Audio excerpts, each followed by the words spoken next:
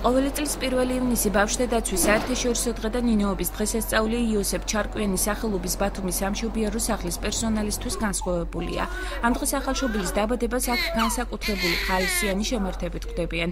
აღნიშნულ სამშობიარო სახლში 5 ვაჟი და 2 გოგონა დაიბადა. ბავშვთა დაცვის დღე ყველა პატარას ვიულოცავ დღევანდელ დღეს.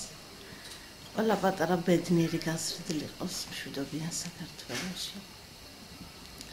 ბედნიერი დედა ვარ დღეს შემეძინა მეორე ქალიშვილი. აჭარის საზოგადოებრივი ჯანდაცვის ცენტრის ინფორმაციით რეგიონში არსებულ სამედიცინო დაწესებულებებში გასულ წელს სულ 5661 ბავშვი დაიბადა. მიმდინარე წელს კი მაისის თვის ჩათვლით 1734.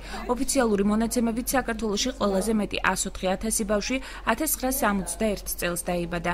მედიკოსების თქმით აპრილისა და მაისის თვე ნაკლები შობადობით გამოირჩევა, თუმცა წელს მაისის თვეში ბათუმის სამშობიარო სახლში დაბადებულთა რიცხვმა 220 მიაღწია, რაც წინა წლის იგივე თვის მაჩვენებელს 10-ით აღემატება. დღეს განსაკუთრებულად შემართებით და კარგი სტიმულით ვართ სამსახურში, იმიტომ რომ ბევრი ახალშობილი იბადება ჩვენთანაც და ყველგან.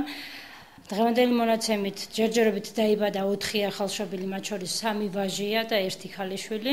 სტატისტიკური მონაცემებით შარშანდელ 2012 წელთან შედარებით მაისის თვეში შედარებით 10 ბავშვით მეტი დაიბადა, ვიდრე იყო შარშან. ჩატარებული კვლევების მიხედვით 1990 წლამდე ყოველწლიურად საშუალოდ 93,000 ბავშვი იბადებოდა. შობადობის მკვეთრი შემცირება 1992 წლიდან დაიწყო.